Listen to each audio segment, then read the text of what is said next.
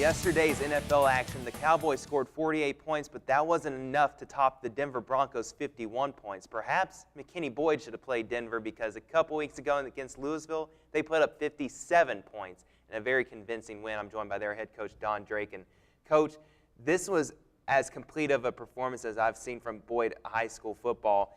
57-7. The defense was outstanding in this game. It really was for the first time this year. As you told me earlier, you've played 4 complete quarters. Yeah, I definitely agree, and that was my message to the kids after the ball game. We finally put a complete game together in really all phases of the game. I felt like earlier in the year, one phase would play well at one point, the other phase not so well.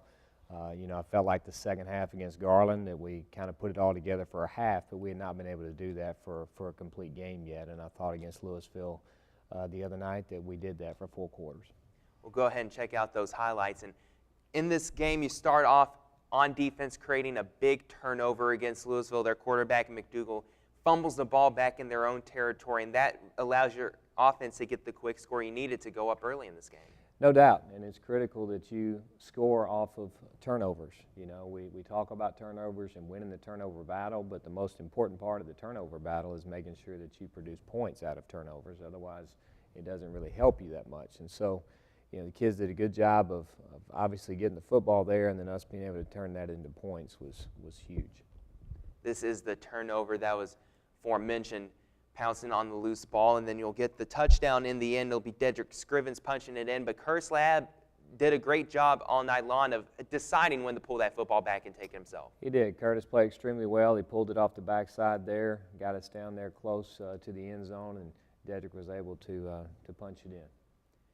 Lewisville, not too much of a passing team, and when they did decide to pass, you were right on it. Here's a big play for your second touchdown, a play to Slater Brown for 46 yards. Yeah, this was huge. We knew that their corner liked to squat on the out, so we had run the out underneath it. The corner squatted. Curtis did a good job of reading it and getting the ball out to Slater there for a huge touchdown. This was a Lewisville team that produced most of their yards in the season on the ground. You held them to 29 rushing yards in the game. Why was your front able to be so effective?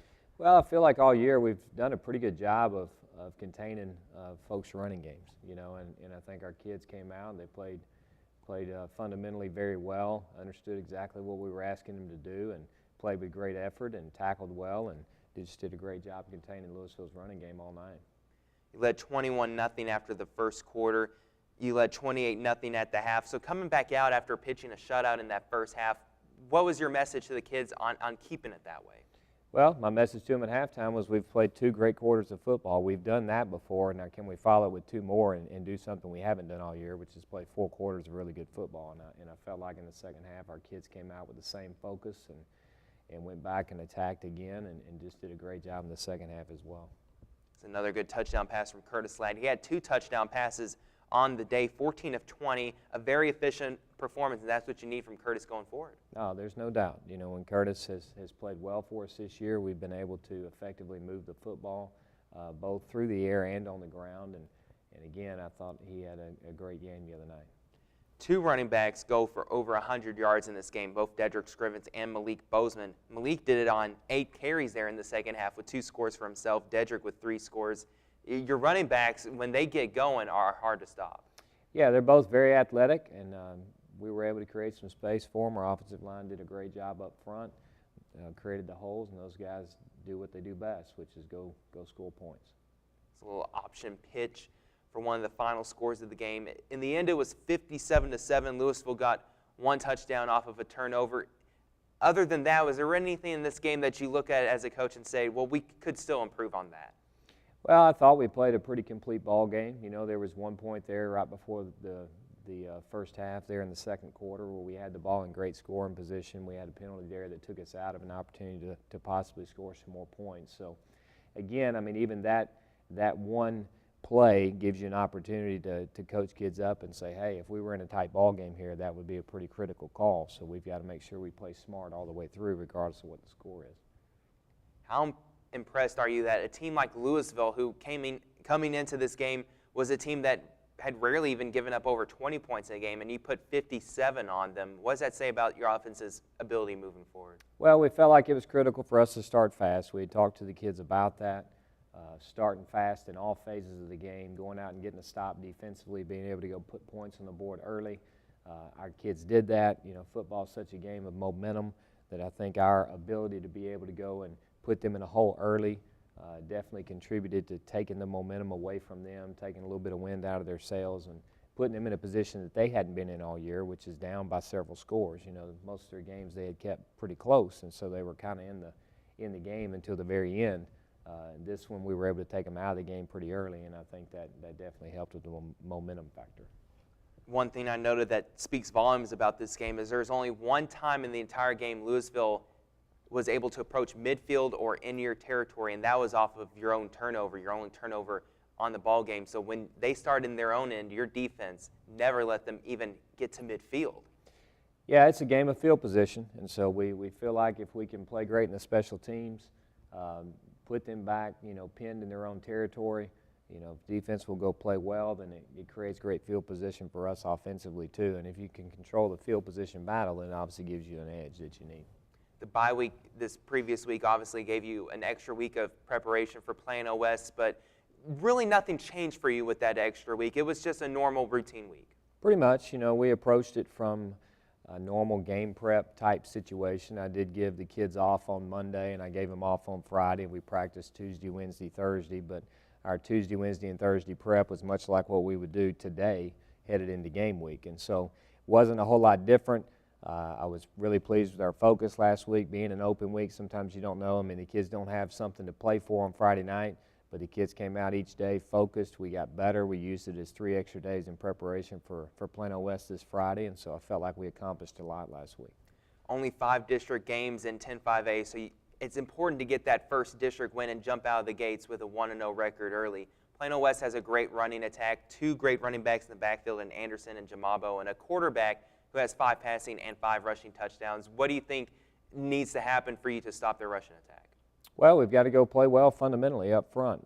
In particular, we've got to win the game at the line of scrimmage. You know, and we talk about that a lot with our defensive line, also with our offensive line, that the games are won and lost up front. And so we've got to do a great job of playing sound, gap responsibility football, run the football and tackle well. They do have a great rushing attack, and so you know, they're going to go try to establish that running game and get into a rhythm, and we've got to take them out of that rhythm and put them in some down and distance situations that aren't as favorable to a rushing attack. And so, you know, we feel good about what we've been able to do so far this year in containing folks' running game, and so we've got to be able to go out there and accomplish that again Friday night.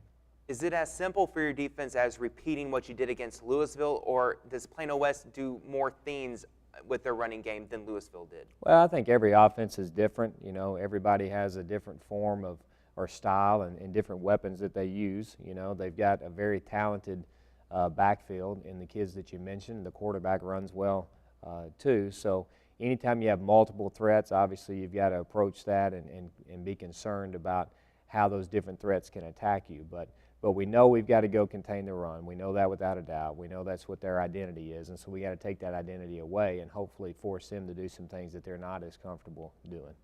On offense, for you, it's just as simple as executing the plays that are called.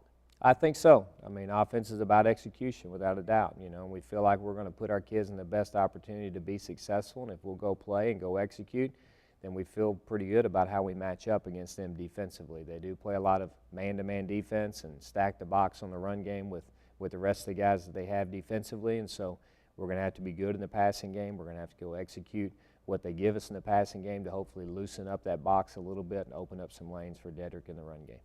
This is one of those districts that is not spread out where all the different teams are placed. Plano's not, it's really probably for you the longest drive in the district, and you're going to Clark Stadium and Plano to take on Plano West. Does that help your team become more comfortable on the road when the district is so close with travel-wise? Well, we definitely like the fact that it's 15 minutes down the road. You know, we're not driving an hour to go play the game. So everything's pretty close, which is great. You know, it helps us in terms of our normal preparation time-wise with, you know, a game at Ron Post Stadium. You know, we leave typically at around 5 o'clock, so we'll have to bump that back just a few minutes, but not much, so we can keep our normal game day routine, which, you know, I think as much routine as you can keep throughout the game week, and on Fridays in particular, the better it is for the kids in terms of their focus and limit the number of distractions they may have.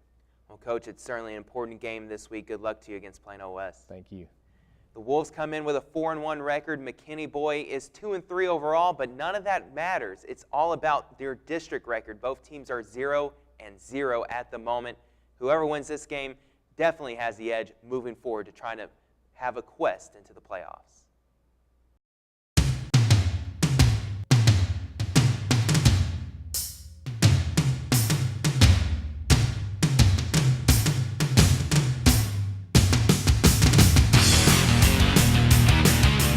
This week's Dennis Baker State Farm Scholar Athlete of the Week is Penny Norton from McKinney Boyd High School. Penny, a senior, is a wide receiver and holder in kicking situations for the Broncos football team. Penny currently has a 4.14 weighted GPA and is ranked 37th in his senior class of over 700 students. When asked about Penny, head football coach Don Drake says he has great work ethic and is very dedicated to being first class in everything he does. That's Penny Norton from McKinney Boyd High School, our Dennis Baker State Farm Scholar Athlete of the Week.